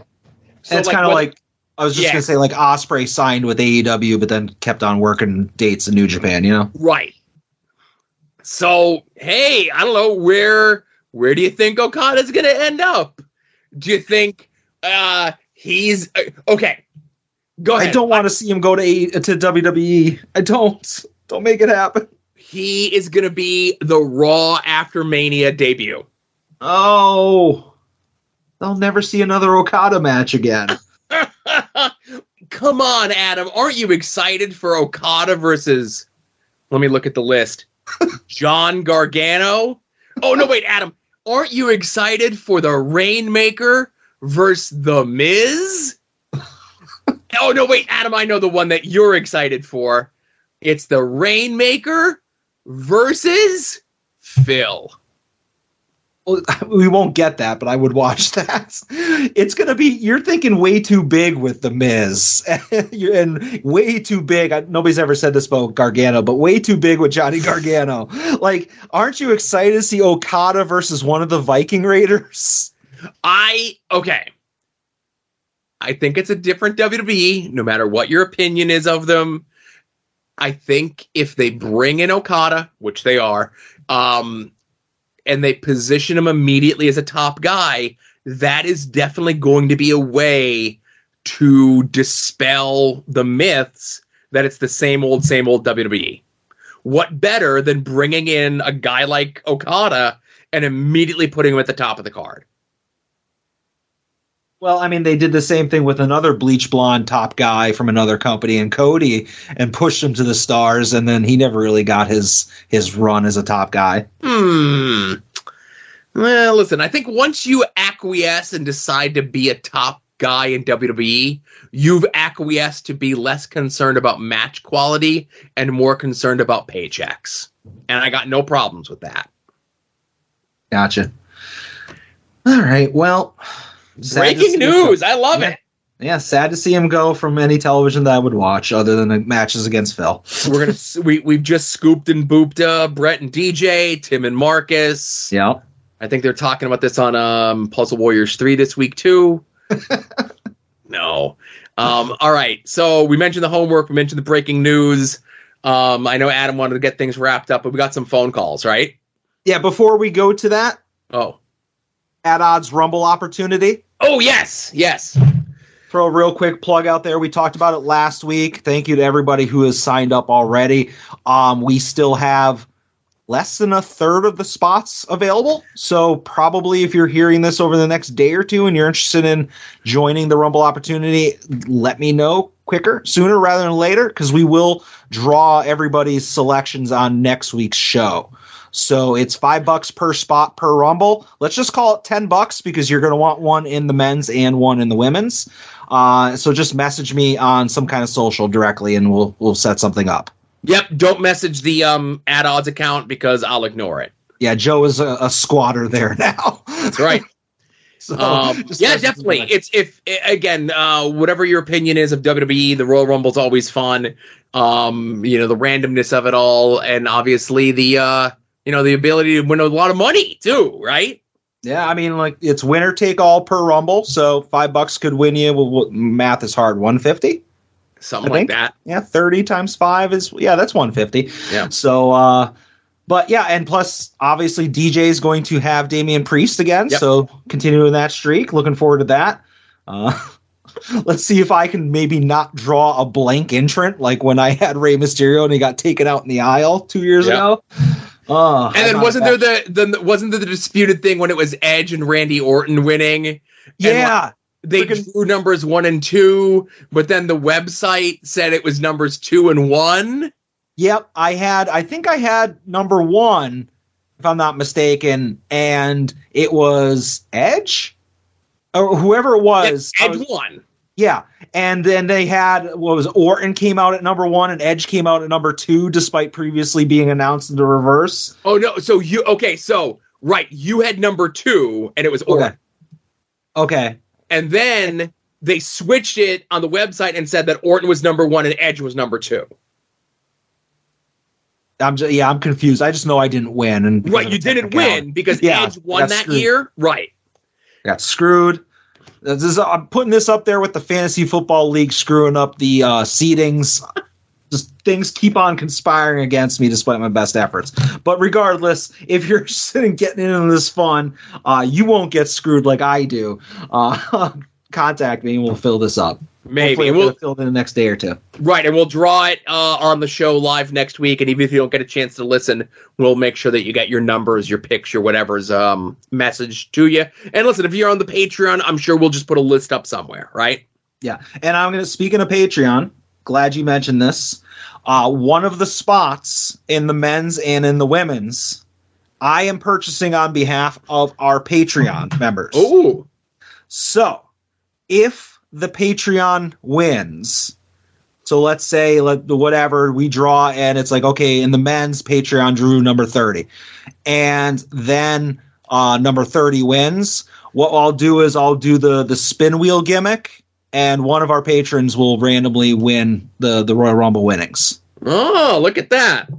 That sounds like something complicated that I want no part of. Yep, I'll take care of all of it. It's very easy. I literally take all of our patrons, put them in a little spreadsheet thing, and put it up on the wheel, like when you pick the shows on Long Box Heroes. Yeah, easy. And peasy. and like I do every year, I'm gonna get the John Cena hat out. We're gonna put numbers in them, and I'm picking physical numbers out of a hat, like I do every year. Yep. So we'll even video. You know what? We'll video that, and I'll cut it out and put. Will we? Okay, maybe not. All right. We'll see. I got enough hats that I could put a hat on and have two hats. Yeah. I'm just still shell-shocked from DeWicki accusing you of cheating in the Fantasy League. That's all. Everybody accuses me of cheating and everything, right? Yeah. But anyways, as far as the Patreon giveaway goes, must be an active Patreon. No, cancellation dates on the books. So. All right. Other than that, I think that's pretty good. Let's go to voicemail. All right. First call. Hello, gentlemen. Kevin here. I know it's late. I know Joe doesn't really listen to voicemails ahead of time, but I hope that Joe let Adam go first this week. I did. Just because my question's more Joe-centric. I mean, Adam, by all means, if you have answers, ideas, thoughts, whatever, I want your opinion too. It seems like Joe's going to give the majority of the answer here. So assuming that Joe is Howard Stern for add-ons, who is the rest of the add-ons Whack Pack? And who are their counterparts for the actual Whack Pack? Now, I was thinking for Adam. Some might say Adam would be, the co-host would be Robin Quivers. I'm leaning more towards Baba Booey, though. But then, who else would be part of the Whack Pack? Whether it's, frequent callers, contributors, people that, help out with jingles or anything, or even just other members of a soon-to-be-named network. Whatever responses you want to make, just kind of get silly with us. Have some fun. Know what else is fun? Listen to Patreon shows. Talking about the homework for this week. Red Notice. Very, very interesting movie. By the time I'm leaving this voicemail, I've not written up my thoughts, but by the time you listen to this voicemail and it goes up on podcast, I'm sure my thoughts will be out there in an article at that point. Wibbly wobbly, timey-wimey stuff. No homework. No, wait, do we have homework before next week? Yes. We do have another homework. Yes. Drummel's not for a while. Ooh, is it Super Brawl time? It is. Oh, my God. Looking forward to it. Looking forward always to the Patreon show and the regular show. Looking forward to the answers this week. All right, guys. Talk to you later. All right. Thank you for your call, Kevin. Kevin actually called in a day early for this one. He's busy this weekend. Mm-hmm. All right. So he says Howard Stern, if I'm Howard Stern, whatever. And he says the Whack Pack. The Whack Pack is like your Gary's, not Gary Baba Booey's, but your Gary the Conqueror and Windy the Conqueror, or Beetlejuice, or Eric the actor or people like that. But I think what Kevin was kind of looking at, like the inner circle, like the people that are in the studio, right? Mm-hmm. Fred, Robin, Jackie Jokeman, Gary Delabate, people like that, right? Okay. It's tough to like put people into those positions, right? Because like obviously like this show is this and the entire network is that. And it would be difficult to pigeonhole anyone. Like, I guess if anyone, you would be closest to Jackie Jokeman with your bits. Okay. But then I would hate to say this to you, but recently with doxing someone's name by just reading random things on the Patreon, I would hate to paint you with the brush to say that you were Stuttering John. Okay. But I don't know. You did a Stuttering John thing, right? The only thing that I could say if we're talking about the Stern Inner Circle and soon to be named network, without a shadow of a doubt, Ed is Artie Lang. Okay. That's it. It's too tough. It's too tough of a question. I couldn't pigeonhole people into those roles. There's not enough people. There'd have to be like 3 Freds and like 2 Robins. We're gonna get into then we're gonna get into Jasons and Wills and JDs and Ronnie the Mun limo drivers, and nobody wants to hear about any of that sort of stuff except for Ed, who is the Artie Lang of the soon to be named network, and he will say that that is the highest compliment that anyone has paid him. And Artie Lang and Robin are like the 2 names that I know from everything you just said. Oh, okay. So and Jackie Martling, I know. Jackie Joe, everybody knows Jackie Jokeman. Yeah, I remember the commercials for hot dogs and donuts. Yeah, you don't know Gary Delabate, Baba Booey? Come on. Yeah, I know I know him. Yeah, but and again, on the flip side of thing, who on the soon-to-be network wants to be Sam Roberts, huh? Who wants to be Opie? Who wants to be Anthony? Don't all rush up to the front of the line first, everybody. Womp womp.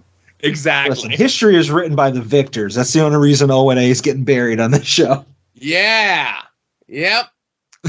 Definitely. Yeah. Not that. Yeah, listen. Only reason. That. Anyways, go on. All right, next call. Hey, dudes. What's happening? It's Kenny. First time, long time. It's a blessed day as a post carrier showed up at my house today with a rainbow covered package containing merchandise from one independent wrestler that I purchased back in November. Done deal. No email necessary, no angry tweet necessary. Adam was absolutely right. Whether it be 1 month, what, 2 months, what, 3.5 months, what, you'll eventually get your merch from somebody. Anyway, shout out to Ian Riccaboni. Commentary on Dynamite last night during Orange Cassidy's match, saying he'd rather be slam dancing at Sokol. Fuck Jerry Lawler. Ian Riccaboni's the king forever. Get wrecked, Bob. Oh, yeah, sorry. Forgot to mention this one. Shout out to all the soon-to-be-named network overtakers, baby. Get wrecked, Bob. Thank you for your call, Kenny. Yeah, so I think it was picture-in-picture, but it was enough that it got out there that Ian shouted out Sokols on national television this past week. That was awesome. Yeah, and I was you're saying it was on picture-in-picture, like was on like the fight feed, or was it? Okay. Yeah, so because I didn't hear it, and I just thought I just missed it. Like I was zoned out or something, and I saw like everybody going nuts on Twitter. Yeah. Because there's enough people that watch it internationally and clip it and put the GIFs and everything else up from the Fight TV, the international, whatever, that that made it. I think LVAC is selling bumper stickers now that say that as well. Yeah. Ian Riccaboni had a great week, I'll tell you. Ian Riccaboni is having a great life. A self-imposed hiatus from Twitter, not like some other people. But that's, I think, the most important thing. Ian, arguably one of the best people in all the world. And Kenny, I'm glad that one of the top indie wrestlers, as voted on by the readers of the Pro Wrestling Illustrated, sent you their merchandise. Good for you, Kenny. Happy for you. All right, it's pink button time. It's a roller coaster of rides with Ed. All right. Young Ed. Hey, Joe and Adam, it's Ed. Hey, I'm in Twitter jail again, as you guys know, for telling Ronnie Radke to kill himself, and Michael Knowles that he should kill himself, and then telling Elon Musk that me and my friends would bash his skull in with hammers. That'll do it. So I'm spending time on other apps this week, and I'm on Instagram, and Instagram Reels is just regurgitated TikTok.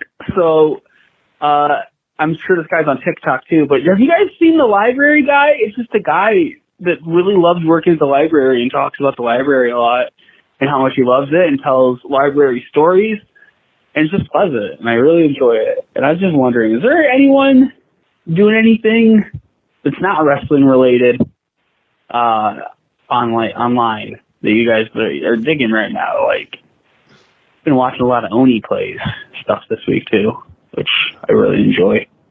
So yeah, let me know. Let me know if you know about the library guy. The library guy rules. I like him. Okay, bye. Joe, you a library guy? No, I would definitely check into the library guy on Ed's recommendation, though. It sounds like one of the purest things in Ed's life. I'm always happy when Ed discovers something else that tickles his fancy, you know? Yes. I am not a library guy. I don't know. I don't like... my Twitter is just wrestling, so it kind of sucks. I am not able to do my daily Twitter check-in of looking at Ed's tweets anymore. We mentioned that last week, and now he's gone. More on that later. Yeah, like he's got a little slap. And like my Instagram is just like toys and like Insta hose. So I can recommend a lot of ladies who might be trying to sell their OnlyFans, but Ed doesn't do that kind of stuff. He's a good boy. So I don't know if anything that I like on the internet Ed would like. So I watch a lot of the Dabbleverse stuff. Who are these podcasts? Be Dabbling Live, Tukey Soup, Potato Soup. But these are things that you really need to be entrenched in that world with, you know. I can't recommend them to you, but again, if you're an old school Howard Stern, Opie and Anthony guy, you'll probably get a kick out of it. A lot of players from those worlds are in there, but because I'm a fat fuck and a lot of the stuff that I like is food related, anything that gets recommended to me on the social medias that I'm allowed on is usually food related. And I'll just go and say this. Hey, every TikTok, Reels, whatever the fuck TikTok Lite is, right? If you're a food person, we all know that the hack at McDonald's is to order a McDouble and say, make it like a Mac, and then you get a Big Mac for $1.50 less. We all know that. Every single one of them does that video, and they don't do it any differently. It's like they all got the same script to do the same fucking video, right? Fuck all y'all. But my kid did bring one to my attention the other day, which I thought was fascinating. And it was a guy who runs his own whatever, convenience store, whatever. And he showed you how to test and control the water to syrup ratio in your soda fountain. Okay. And I thought it was fascinating. Sure. Trust me. It was cool. Like, he has this special cup that like it's a certain adapter that you have to put on the spout, and it's a certain cup that you pour it in that you can see what the levels are, and then you take the face off, and there's like two little things that have a Phillips head, and that's how you control the flow of the water versus the control of the syrup. It was fascinating. Well, I'm glad you're happy about that. Yeah, very happy about that. All right, I'm sure things are going to get much better for Ed. Right, it's going to go only go up from here. Ed does call back a second time. Hey, Joe and Adam, it's Ed. Hey, so today, I said this in the Discord, but now I have a question about it.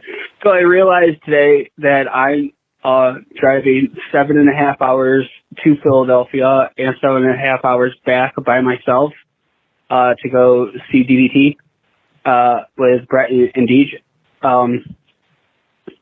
And that's a fucking long drive by yourself. Yes.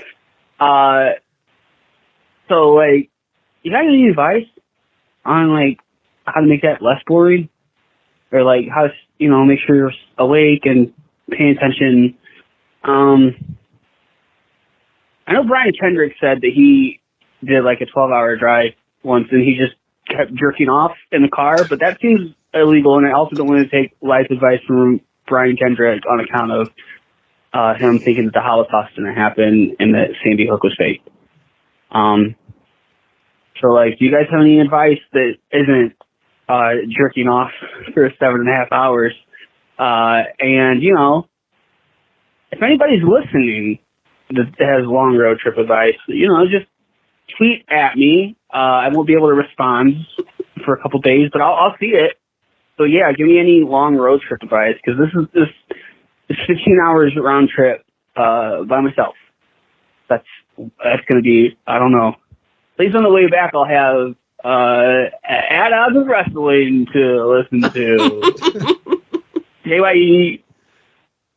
Ed, you just got to stop every time you see a Target or a Walmart and go on a doll safari. It keeps you fresh, you know, get that adrenaline going as you're going down the toy aisle looking for the latest dolls. Yeah, so do that every single time you see one. So I would say, you know, obviously nobody is going with you, but I would maybe bring your dog with you.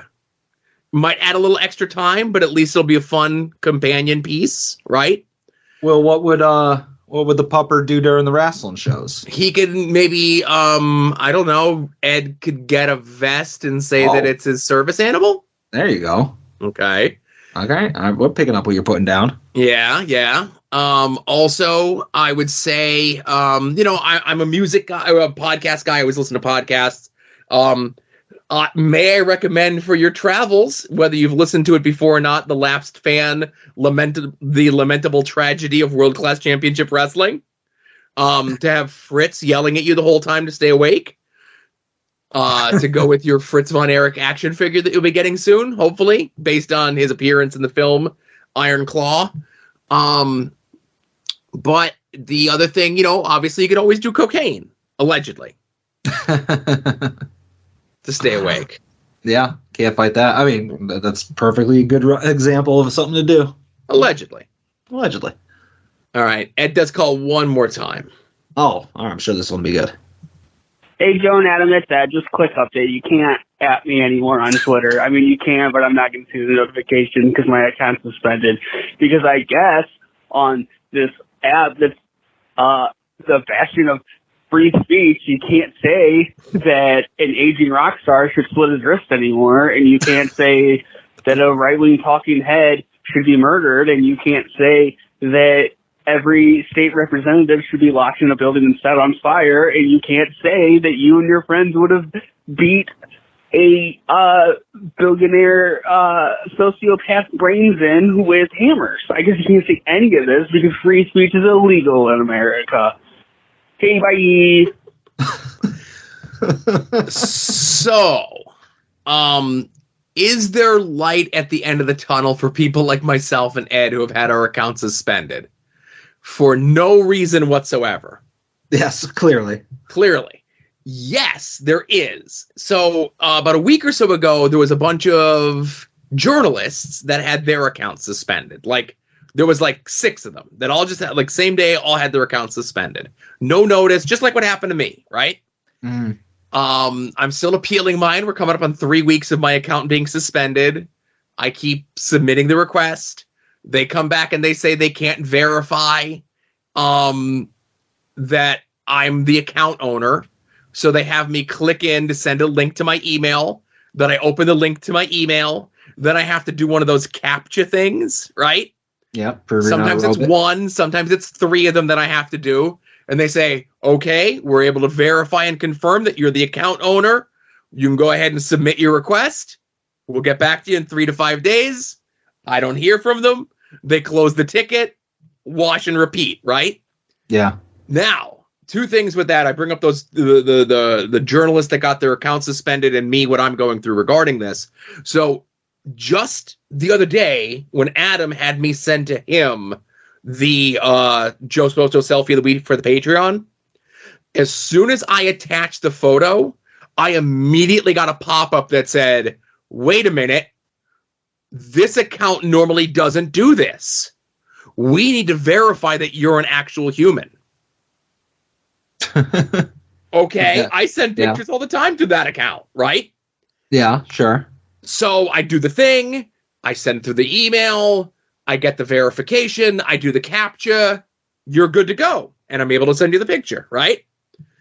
So all of those media accounts, journalist accounts, whatever that got popped last week, all got their accounts back today with a message from Twitter that said, hey, upon review of our rules, we found out that you didn't break any. Sorry about that. Hope this didn't cause any inconvenience. Oh, by the way, you're at 0 followers and 0 people following you. But you got your account back. Good luck. So, there's a chance that could happen to all of us who got their accounts shut down, suspended for no reason whatsoever, like me and Ed. Yep. Exactly. I just think of that South Park thing with Randy. Is it Randy Marsh? Was like, I thought this was America. You can't tell somebody you want to beat him to death with a hammer. Apparently you can't. I don't know. Go ahead. I was just going to say I did enjoy my brief half day of being the voice of the voiceless when it comes to Ed's tweets and tweeting out on his behalf. And I am a little bit sad that he asked you to tweet on his behalf earlier today. You said no. Yes. And then he never asked me. I would have tweeted that. All right. But he didn't ask me, so I'm not going to. Yeah, I guess he didn't like the way you were doing it, I guess. I don't know. I didn't know he can see them. I don't know how these Twitter suspensions work. If he didn't like it, he could have told me. We could have workshopped this. Yeah. Want to make this work, Ed. So that's all the phone calls. Thanks, everyone, very much for calling. I was hoping that we would get another phone call while we were recording. Because I understand Ed is handling the Okada news very well. Oh, maybe Patreon exclusive if it comes in. If he comes in, we will break in breaking news spy report on the Patreon with Ed's call. I just checked my email, nothing. Okay. But, we mentioned the Patreon a ton during the show. Go sign up for the Patreon, $5 a month. They'll get you a ton of stuff. I don't know what's going on with a conversation with Joe this month. Take a month off, Joe. Maybe we'll talk about it on the Patreon. Okay. You got to tune in. But LVAC shows are announced for the summer. Nothing at Sokol's yet, but one would assume getting some play on national television, the Fight Feed, this week is going to inspire the LVAC folks to schedule some stuff at Sokol's. But when we know, you'll know. But I'll mention again, July 21st at Mahoning Drive-In, August 6th at the Iron Pigs, Reading, whatever, Allentown, wherever that is. Lehigh Valley Iron Pigs. Yeah, Lehigh Valley Iron Pigs. Those two shows are set in stone for the summer, so make your plans now. Come out and see the crew, whatever. Patreon, Jerry's Internet Wrestling Emporium, a.k.a. IWTV. All your favorites from the world of professional wrestling had at least one independent match, and I'm almost certain that you could find it there. New subscribers, use the promo code @odds. It lets Jerry know that you came to him from us. And if you continue your subscription with them, we get a little bit of a kickback. You could also help us out by making any and all of your purchases through our eBay affiliate link. When you click on links to various merchants on this site and make a purchase, this can result in the site earning a commission. Affiliate programs and affiliations include, but are not limited to, the eBay Partner Network. Yeah, I'm in the middle of a yawn, but yeah. There you go. Yeah. Speaking of you should listen to these podcasts. They definitely won't make you yawn. Longbox Heroes After Dark, We Need Wrestling, Porch Talk, Viewer's Choice, Indie Wrestling Guide, Wings on Wings. I'm canceling the $200,000 a year paycheck to Hayabusa. And you got to put out a show, man. Putting a stop payment on that check. Final Wrestling Place. They charge you for the stop payment, Well, less than $200,000. Okay, touche. You said Final Wrestling Place, right? I did. I need anabolic steroids from this doctor right now. Anabolic steroids is a logical next step. Steroids are awesome. I don't care what anybody says. It's true. All right, best part of the show.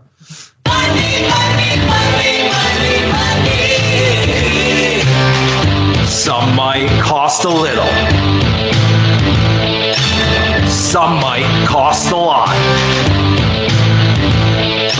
$100 Vansky. And your figures will be bought.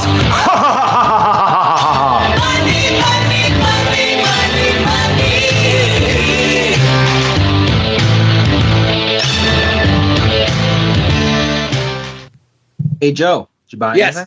I did. As a matter of fact, a lot of things. So I got the bill for the stuff that needed to be done in the car, battery, pins for my engine, plus labor was about $350. Jesus. All right. But my car's running. It's humming. I got my car back. I'm very happy about that.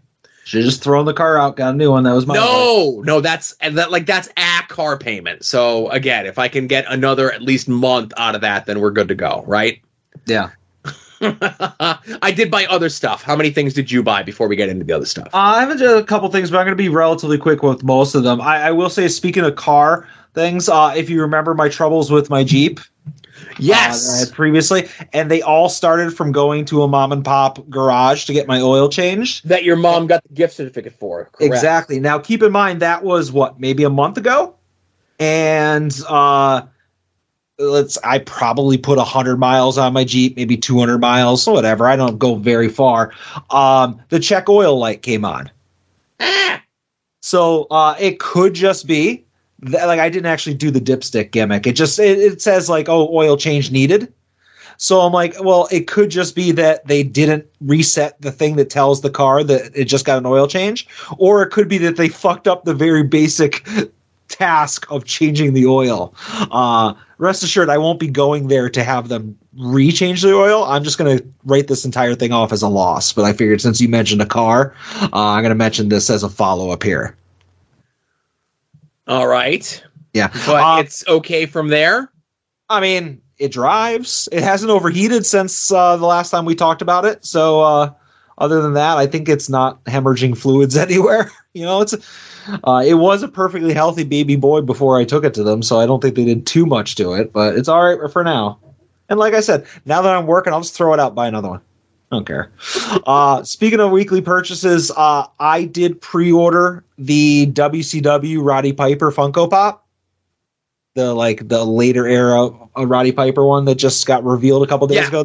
That went up on Amazon. So that was the only one out of all of the recent reveals that I needed. I have the John Nada Funko Pop. I have the long-haired 92 Roddy Piper Funko. So I need the WCW 97.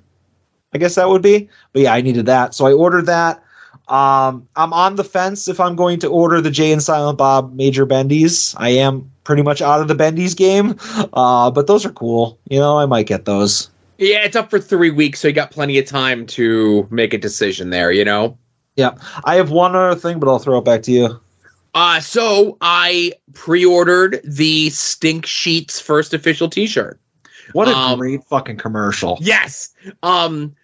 If you're on the fence, if you're not familiar with the most popular leftist wrestling news podcast in all the world, go check out Uncle Otis's YouTube page. I tweeted it out. I'll include it in the show notes link as well. But I think the commercial might convince you to buy the shirt. It was probably the best. I don't even. Words can't describe it. It was literally the best commercial for a T-shirt I've ever seen. I popped so hard because it hit me right. I get all of the references from that. I don't want to spoil it here. Right. But if you are familiar with the subject matter, you will be dying from watching it. So the other thing that I'll mention is with the effort and production values that were put into that commercial is why we don't have a new episode of Hayabusa. All right, that tracks. Anything else? Yes. So I got the invitation for my nephew's birthday party. He is turning 5 next month. I knew his birthday was coming up, of course, but it's officially a WWE wrestling birthday party. His mom making the invitations using the free WWE imaging that she was able to find. It's a roster that's generously 10 years out of date. But he don't. It's the arena sheet that I saw getting passed around this past week. Oh my goodness! But he don't care. It has John Cena on it, it has Randy Orton on it, but it also has Alberto Del Rio and Heath Slater on it. So again, right? Sunday night dinner at my dad's house was not the time to tell her or me to try to figure out exactly where this roster is from, you know? Yeah. But I went to WWEshop.com or whatever the site is, and I got him for his birthday a kid-sized Randy Orton t-shirt and the Randy Orton bleacher creature, like their knockoff shitty wrestling buddies, right? This kid likes Randy Orton? Randy Orton's his favorite. Oh, man. Yes. Poor guy. He thinks he's Randy Orton. He's going to be 5. He went and got his haircut and told the lady at the barbershop to cut his hair like Randy Orton, and she did not know what the hell that meant. At school, does he have a favorite accountant as well? No. Stop it. At school, when for Christmas time they were going to watch what's the stupid it's the CGI train movie with Tom Hanks in it. The fuck is it? Polar Express. Where they're going to watch the Polar Express. He instead asked his teacher if they could watch an RKO compilation video instead. Again, he's fed-pilled. He likes, and he's the one that I mentioned it. I think I mentioned it here, whatever. I pulled up the picture that Cody had tweeted out, one of the best people in the world, as I've been saying here for years. Cody had the Christmas picture up of him, Brandy, the daughter, and the Santa Claus, right? Mm-hmm. And I saw that and I showed it to him. Again, he's 4, gonna be 5, and he's like, oh, I can't believe that Santa Claus knows Cody Rhodes. So he likes Randy Orton, he likes Cody Rhodes. Those are his 2 favorites, right? Like, he got in through Hulk Hogan, but Hulk Hogan's not on TV every week. Randy Orton's on TV, Cody Rhodes is on TV, so that's who he likes, right? Yeah, I gotcha. Okay. So, listen, the bleacher creature kind of looks like shit. I don't like the design on them. But when he gets a Randy Orton doll that he can sleep with, he's going to be like the happiest kid in the world, These kids these days, like... And I'm the wrestling uncle. I'm the one who knows the wrestling stuff. And when he comes up to me and he tells me what happened on SmackDown this week, I'm the only one that watched SmackDown and I can talk to him, Yeah. Well, I'm glad that you both have similar interests, Yes. All right. Anything else? No, that's it, man. All right. So I did buy one other thing. And are you familiar with a company called Oyo? It's spelled O-Y-O. Absolutely not. I know you're supposed to yes and, but I don't know what that is. No, you're fine.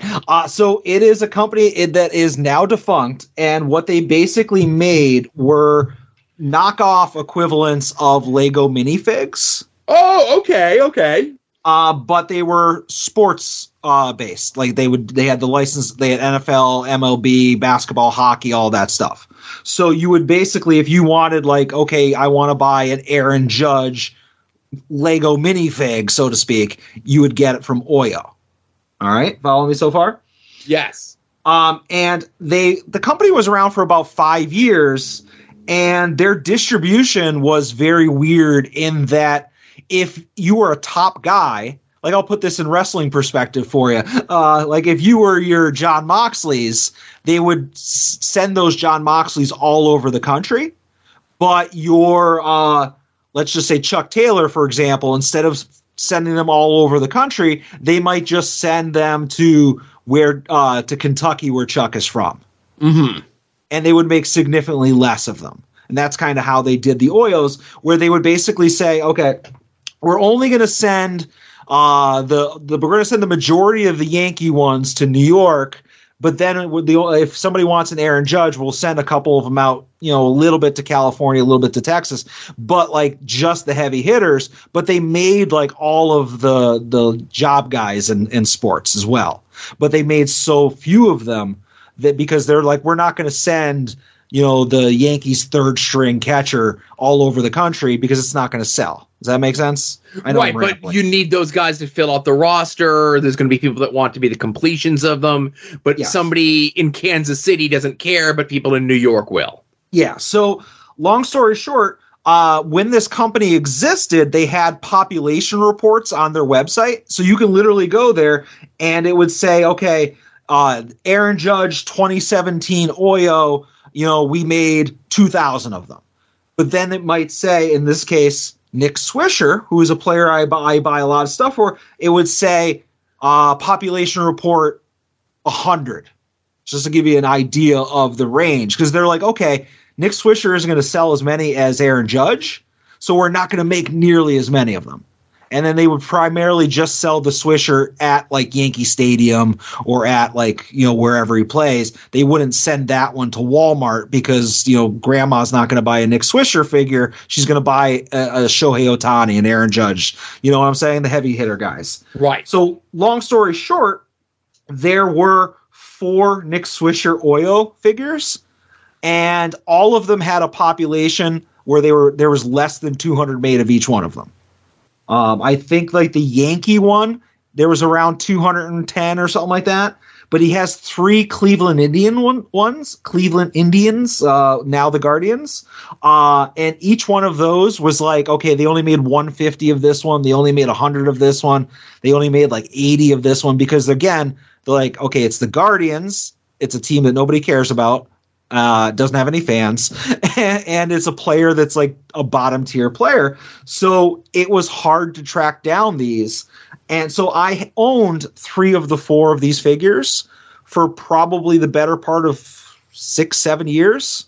And I've had an eBay save search for the one that I've been missing for the last 6 or 7 years. And one of them finally came up on eBay this past week.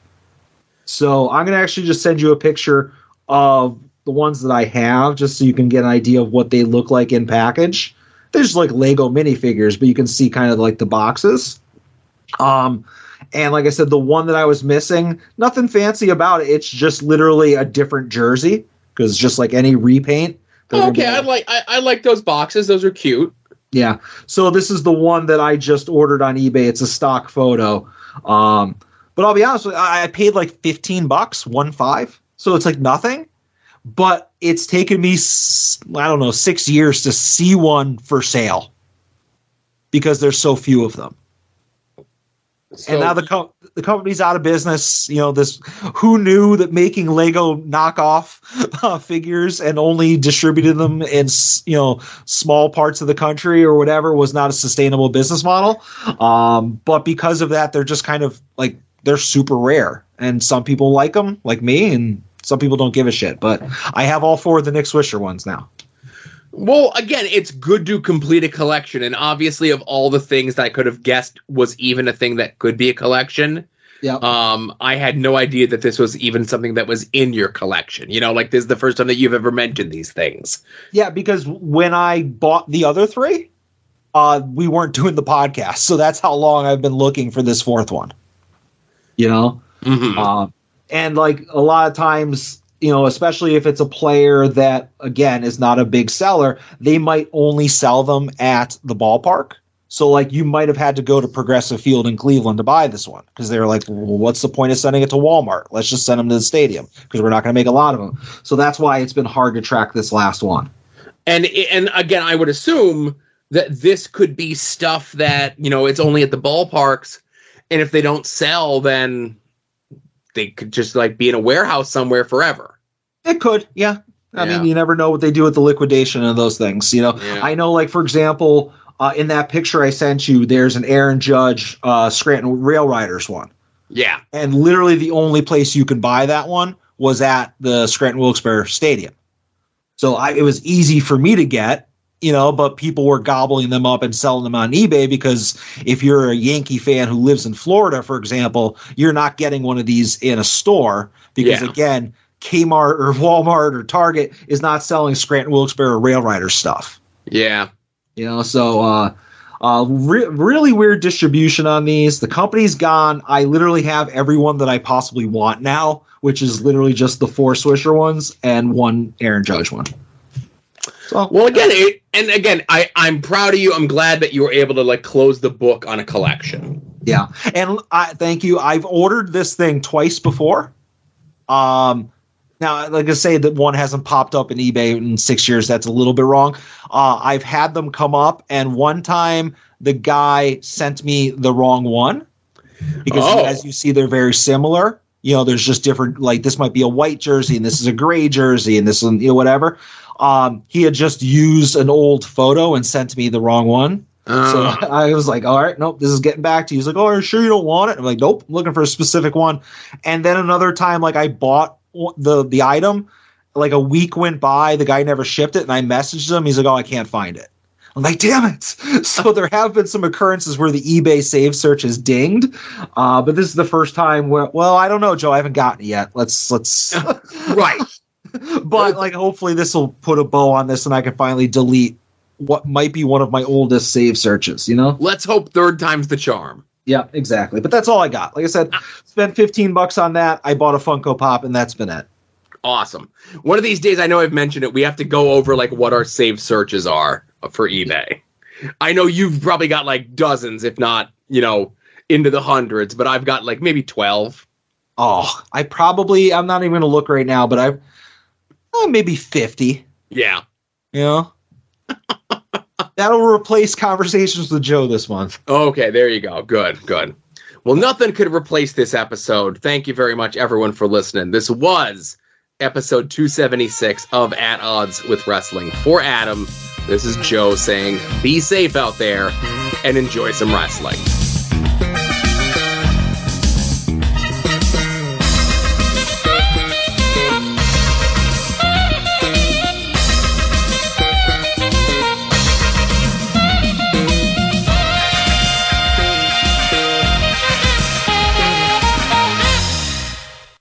You're listening to the soon-to-be-named network, the Lamborghini of podcast networks.